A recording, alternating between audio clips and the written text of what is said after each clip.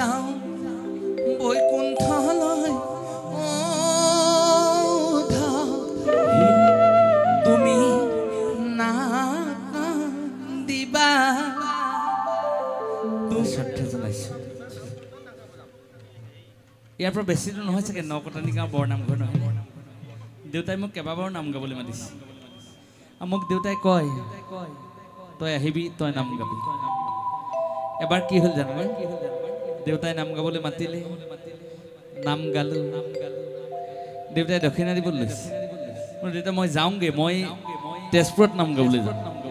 মোক কৈছে তোক মই কিবা এটা দিন তই লৈ যাম। মই বোলো নহয়, এইটো বসন্তই তোক মাতি অনা নাই নহয়। বসন্তৰ কথা ইয়াত উল্লেখেই নকৰিবি। মই তোক মাতি আনিছোঁ, মোৰ দায়িত্ব।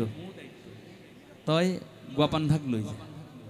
সেইজন দেউতা আজি আমাৰ মাজত নাই, যিজন দেউতা মোৰ বাবে, আমাৰ দৰে শিল্পীসকলৰ বাবে এজন সাহস, যিজন দেউতা আমাৰ দৰে তৃণমূল পৰ্যায়ৰ শিল্পীসকলৰ বাবে প্ৰেৰণা, সেইজন দেউতা বৈকুণ্ঠত স্থান পাওক, সেই উদ্দেশ্যে শ্ৰীকৃষ্ণৰ বৈকুণ্ঠ বয়ান এই নাম আমি আগবঢ়াইছোঁ।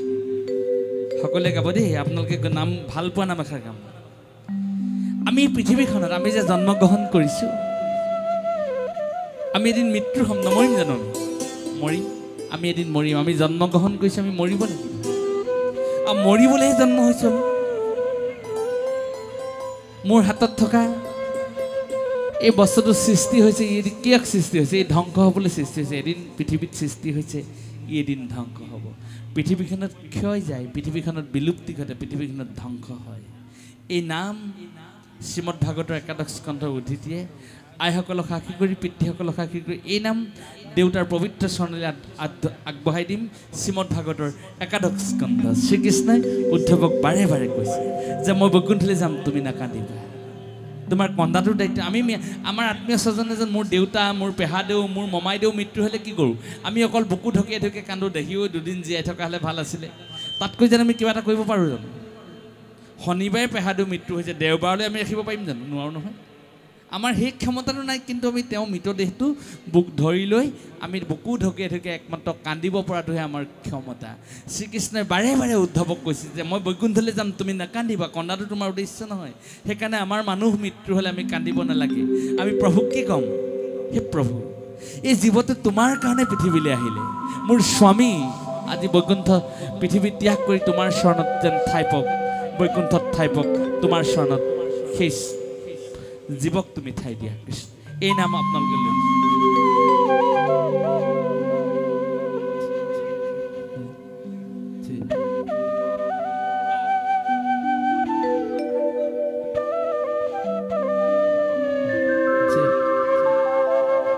মই যাওঁ বৈকুণ্ঠলৈ তুমি নাকান্দিবা, তুমি নাকান্দিবা। হে বিচাৰিলে তুমি মোক হৃদয়তে পাবা। মই যাওঁ বৈকুণ্ঠলৈ তুমি নাকান্দিবা, তুমি নাকান্দিবা।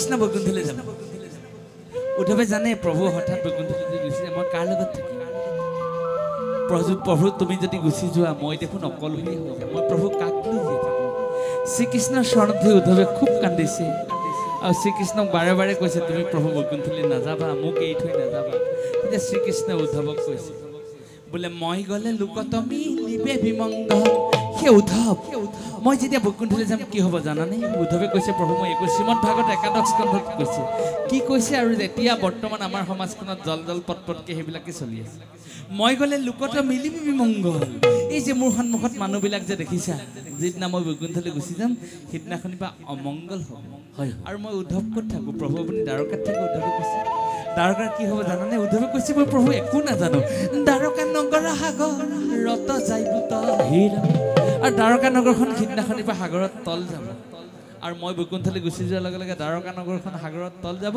আৰু মানুহৰ মাজত অমংগল হ'ব আৰু কি হ'ব জানানে উদ্ধৱে কৈছে প্ৰভু মই একো নাজানো পৃথিৱী দুৰ্জনকলি গুচিবি আছা হয় হয় পৃথিৱী দুৰ্জনকলি গুচিবি আছা হৈব ধৰ্মত পৃথিৱী কলিৰ প্ৰজা হয় সৰ্বনাশ পৃথিৱী দুৰ্জনকলি গুচিবি আছা কলিয়ে সকলোকে গ্ৰাস কৰিব মানুহৰ মাজত আচাৰ নীতি নাইকিয়া হ'ব পিতা পুত্ৰৰ মাজত যুদ্ধ হ'ব এতিয়া যিবিলাক হৈছে নিজৰ ঘৈণীয়েকে নিজৰ গিৰিয়েকক হত্যা কৰিছে নিজৰ গিৰিয়েকে নিজৰ প্ৰাণসমূহ ভাল পোৱা পত্নীজনীক টেটু চেপা দি হত্যা কৰিছে নিজৰ পিতৃয়ে নিজৰ সন্তানক হত্যা কৰিছে সন্তানে পিতৃক হত্যা কৰিছে যিবিলাক চলি আছে পৃথিৱী দুৰ্জনকলি গুচিবি আচাৰ হৈব অধৰ্মত পৃথিৱী কলিৰ প্ৰজা হয় মানুহবিলাক অধৰ্মী হ'ব তেতিয়া কি হ'ব উদ্ধৱে প্ৰভুক কৈছে হে প্ৰভু তুমি মোক এনেকুৱা এখন সংসাৰত থৈ নাযাবা ময়ো তোমাৰ লগত যাম তেতিয়া প্ৰভুৱে উদ্ধৱক কি কৈছে চাওকচোন তুমি আমি দুয়ো গ'লে মিলিব লুপ্ত হৈব কেন ইটো ভকতিৰ এই উদ্ধৱ তোমাক মই কাষতে বহাই বৈকুণ্ঠলৈ লৈ যাব পাৰোঁ কিন্তু তোমাক মই নিনো কিয় নিনো জানানে তোমাকো যদি মই লৈ যাম অসাৰ হ'ব সংসাৰখন এই সংসাৰখনত যিটো ভক্তি থাকিব লাগে আজি সত্যত ভক্তিবি আজি বসন্ত গগৈ দেউতাকৰ মৃত্যু হৈছে আজি আদ্য ছাত্ৰ এই মানুহবিলাকক দৰমহা দি আনিছে নেকি নাই না ভকতসকলক এই ভকতসকলৰ নৈতিক দায়িত্ব বসন্ত গগৈ দেউতাকৰ আত্মা পৰমাত্মাত বিলীন হ'ব লাগে সকলোৱে নিজস্ব দায়িত্বই নিজস্ব কৰ্মৰে তেওঁ আত্মা পৰমাত্মাত বিলীন হোৱাৰ উদ্দেশ্যে সেৱা কৰা নাই জানো দেউতাসকল ঈশ্বৰে সেই কথাটোকে বাৰে বাৰে উদ্ধৱক কৈছে যে এই যিসকল ভকতে মোক হৃদয়ত ধৰি ৰাখিছে এই ভকতসকলৰ মাজত তুমি জীয়াই থাকিব লাগিব কাৰণ তেতিয়াহে ভক্তসকলৰ মাজত ভক্তি তত্ত্বটো সজীৱ হৈ থাকিব তুমি আমি দুয়ো গ'লে মিলিব অনৰ্থ লুপ্ত হৈব জ্ঞান এইটো ভকতিৰ পন্থ আমি মানুহে হৈ থাকি মানুহৰ মাজত হৃদয়ত যদি জ্ঞান নাথাকে আমি পশু পক্ষীৰ নিচিনা হৈ যাম সেইকাৰণে বাৰে বাৰে উদ্ধৱে কৈছে আজি যে আমাৰ দেউতাসকলে বসন্ত গগৈ দেউতাৰ আত্মাৰ সদ্গতিৰ অৰ্থে ইমান কষ্ট ব্ৰত কৰি অনুষ্ঠান কৰি কৰ্ম কৰিছে কিয় কৰ্ম কৰিছে এখেতলোকৰ হৃদয়ত পুণ্যাত্মা বিৰাজমান হৈছে সেইজনে হ'ল উদ্ধৱ এখেতলোকৰ হৃদয়ত থকা পুণ্যাত্মাজনে হ'ল উদ্ধৱ আৰু সেই উদ্ধৱেই বাৰে বাৰে আহ্বান জনাইছে পৰম পিতা পৰমেশ্বৰক শ্ৰীমদ ভাগৱত একাদশ স্কন্ধত কৈছে বোলে তুমি আমি দুয়ো গ'লে মিলিব অনৰ্থ লুপ্ত হৈব কেন ইটো ভকতিৰ পথ বোলে হেন জানি পৃথিৱীত থকা মহাবল ভকতি বিঘনে যাবা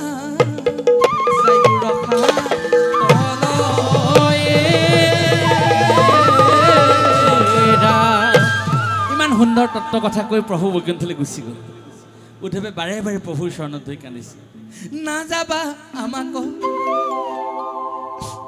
এৰি মোৰ প্ৰভু দেৱ নাযাবা আমাক এৰি নাযাবা আমাক এৰি মোৰ প্ৰভু দেৱ নাযাবা আমাক এৰি তুমি গুচি গ'লে ভকতসকলে তুমি গুচি গ'লে ভকতসকলে তুমি মোৰ প্ৰভু দেৱ নাযাবা আমাক এৰি নাযাবা আমাক এৰি মোৰ প্ৰভু দেৱ নাযাবা আমাক এৰি নাযাবা আমাক এৰি হৰি প্ৰভু বৈকুণ্ঠলৈ গুচি গ'ল এতিয়া শ্ৰীকৃষ্ণ যে বৈকুণ্ঠলৈ গুচি গ'ল আমি জানো বৈকুণ্ঠলৈ যাব পাৰিম সেইটো আমি নাজানো চৰণেহে জানে মৰণৰ ঠাই আমি ক'ত মৃত্যু হ'ম কেনেধৰণে আমি গুচি যাম কোনেও আমি ধাৰ কৰিব নোৱাৰোঁ কিন্তু এটা কথা আমি